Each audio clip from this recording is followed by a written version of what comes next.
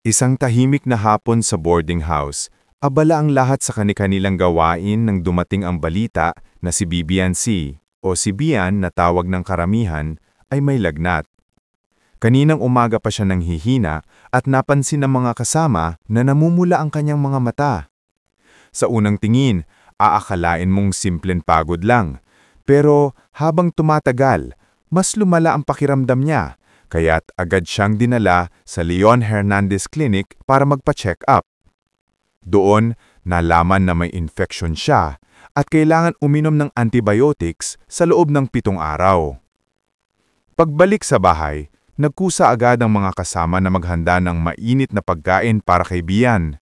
Hindi man gaanong karami ang natira, pinilit nilang may maihain.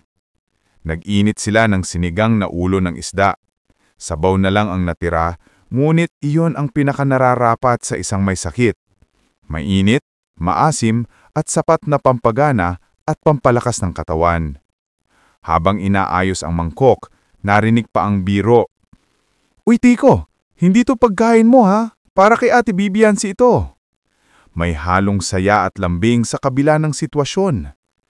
Dinala nila ang sabaw sa kwarto kung saan nagpapahinga si Bian. "Buksan mo yung takip. O sige, igupin mo para pagpawisan ka," wika ng isa. Kahit paano, nakangiti pa siya kanina, pero ngayon, mahimbing na ang kanyang tulog. Pagod na pagod. Marahil dala ng sunod-sunod na practice sa eskwela, puyat, at naambunan pa nung nakaraang gabi. May nagsabi pa nga, "Overfatigue lang yan. Lagi kasing huli na umuhuwi, tapos basa pa ang pawis ng damit." Habang nagkwentuhan ng mga kasama, napag-usapan nila ang hirap ng pagkakasakit lalo na't may darating pang exams. Buti na lang, nagkataong walang pasok ngayong araw, kaya't may oras siyang makapagpahinga. May isa pang nagbigay payo. "Iwasan mo muna ang soft drinks at mga chichirya. Sabaw lang, mainit na pagkain.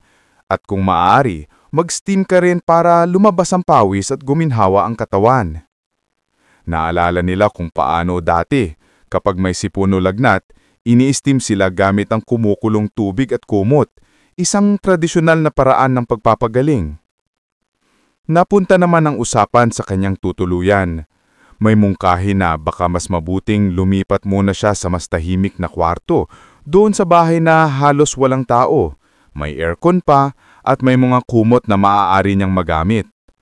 Mas makakapagpahinga raw siya roon kaysa sa dorm na maingay at malayo pa sa paaralan.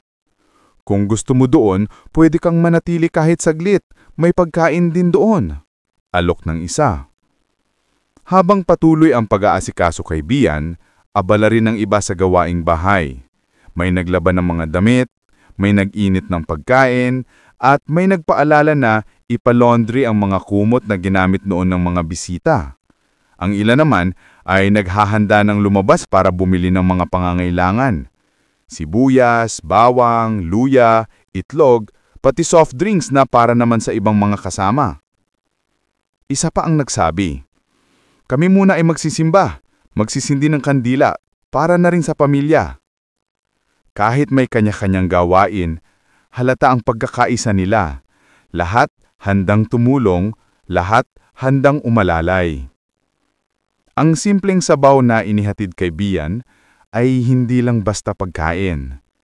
Isa itong simbolo ng malasakit ng pag-aalaga ng mga taong nakapaligid sa kanya. Sa bawat kutsara ng mainit na sabaw, may kasamang pag-asa na gagaling siya agad at makakabalik sa normal na sigla. Sa bawat alok ng tulong, sa paghatid, sa pagbabantay, sa simpleng pagbili ng bawang at sibuyas, naroon ang damdamin ng isang pamilya, kahit hindi dugong magkakadugo.